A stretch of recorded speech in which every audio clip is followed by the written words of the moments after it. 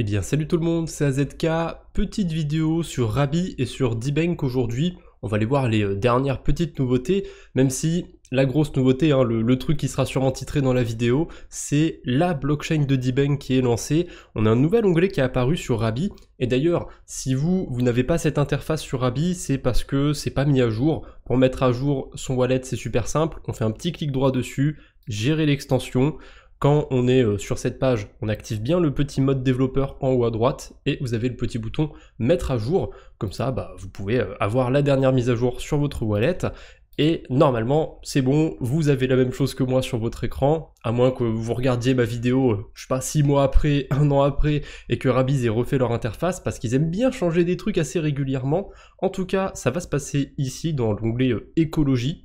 Je sais pas trop pourquoi ils ont appelé ça comme ça, parce que pour l'instant ils n'ont pas encore communiqué sur cette blockchain. Bon, on en saura peut-être un peu plus bientôt, mais on a déjà deux, trois petites indications. Déjà ici il y a écrit Powered by OP Superchain, donc ce sera sur l'écosystème d'Optimism. Ils utilisent très probablement la OP Stack. On peut déjà bridger sur DBK Chain et ce sera nécessaire si on veut aller minter leur NFT à la con, leur NFT Genesis. Je dis à la con parce que pour l'instant on ne sait pas s'il servira à quelque chose. Le mint est quasiment gratuit, il faudra passer une petite transaction sur la blockchain DBK Chain. Mais en fait c'est pas vraiment gratuit parce que si on veut juste aller minter ce NFT, il faut bridger de l'Ethereum. Et là il faut passer depuis le mainnet. Alors je l'ai déjà fait, mais je vous montre quand même comment ça se passe. Donc on choisit combien d'Ether on va envoyer et profitez-en. En ce moment les frais sont faibles de fou sur Ethereum. Si vous avez besoin de bridger vers la blockchain de Dbank, vers, j'en sais rien moi, Optimism, Arbitrum, n'importe quel layer 2, Scroll, tiens pourquoi pas, parce qu'il y a l'airdrop à farmer en ce moment du côté de Scroll, profitez-en, le matin, surtout le week-end en général, les frais sont faibles, c'est incroyable. Là on est à quoi, 2 GWay 2 GWay au moment où je fais ma vidéo, c'est complètement fou. Ça me coûte 35 centimes pour envoyer de l'Ether sur DBK Chain, c'est que dalle. Pour le réseau Ethereum, c'est vraiment faible. Il y a des transactions en ce moment sur Scroll qui coûtent plus cher que ça. Alors oui, c'est une transaction très basique sur Ethereum. Si je vais faire quelque chose de plus complexe, ça va peut-être me coûter 5-10 $ de frais de transaction.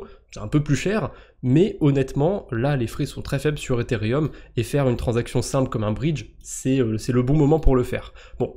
J'ai pris un petit peu d'avance parce que ça peut prendre quelques minutes. J'ai déjà bridgé, j'ai déjà de l'Ether sur DBK Chain.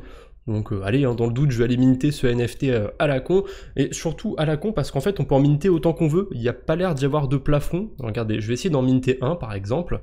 Donc là, je fais sur le wallet des gènes. Il n'y a pas de frais supplémentaires, c'est juste une transaction sur la DBK Chain qu'il faut passer. Et les frais sont ridicules sur cet écosystème. Donc on va attendre un petit peu. Je vais peut-être revenir dessus pour que ça s'actualise. Voilà, j'en ai un dans mon portefeuille et je peux en reminter un deuxième. Bon allez, pour le fun, je vais quand même minter le deuxième. Je vais pas annuler la transaction. Je sais pas si ça sert à grand chose d'en minter plein. J'irai pas plus loin que 2, même si ça coûte quasiment rien en frais de transaction. Donc voilà, il y en a beaucoup qui sont mintés, mais ça veut pas dire qu'il y a beaucoup de gens qui en ont minté. Bref, ça c'était la grosse nouveauté du côté de Dbank. Enfin, grosse nouveauté. C'est une blockchain qui a été lancée, mais pour l'instant, il n'y a pas grand chose à faire dessus. Par contre, il y a un autre petit truc qui a été ajouté. Pareil, Dbank, ils n'ont pas communiqué dessus. Ils aiment bien ajouter des trucs et communiquer dessus une semaine après, c'est assez fou. Et du coup, c'est un agrégateur de bridge. C'est comme sur Layer 3, ça va utiliser Bungie et Jumper. Voilà, on peut choisir vers quelle blockchain on bridge, donc admettons vers Arbitrum. Et par contre, ce qui est bien foutu, c'est qu'il repère ce que j'ai dans mon portefeuille pour me dire, tu veux bridger ça, vas-y, bridge ça. Ça, pour le coup, c'est vachement bien foutu.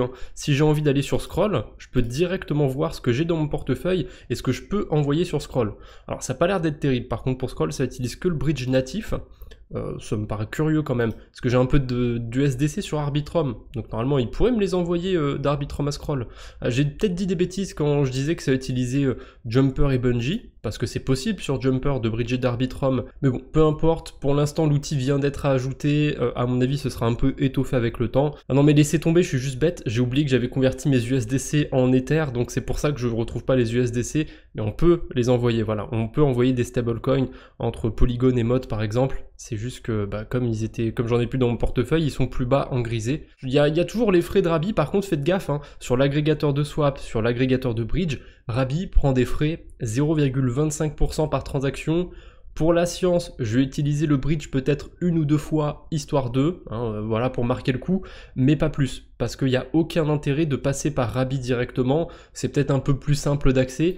mais il n'y a pas trop d'intérêt à payer 0,25% de frais quand je peux directement me rendre sur Jumper, sur Across, sur Bungie et pas avoir de frais et bridger tout aussi rapidement. Maintenant, pour ce qui est de D-Bank, il y a quelques trucs qui ont été ajoutés, soit il y a quelques jours, soit il y a un petit peu plus de temps. Il y a notamment le système de crédit. C'est une sorte de score en direct de votre activité sur D-Bank par rapport à si vous avez minté le ID, si vous avez lié des comptes de réseaux sociaux, selon ce que vous avez sur votre portefeuille, votre activité sur le réseau social, etc.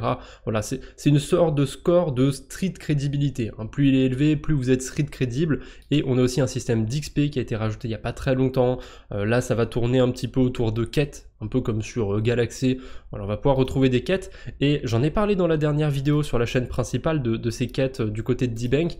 Ils ont rajouté un petit bouton pour voir celles qui sont actuellement faisables et celles qui sont terminées. C'est vraiment tout bête, mais quand ils ont lancé leur fonctionnalité de quête, il n'y avait pas ça, et c'était juste un bordel pour naviguer là-dedans. Voilà, c'est à peu près tout ce qu'on a comme nouveauté du côté de D-Bank, du côté de Rabbi.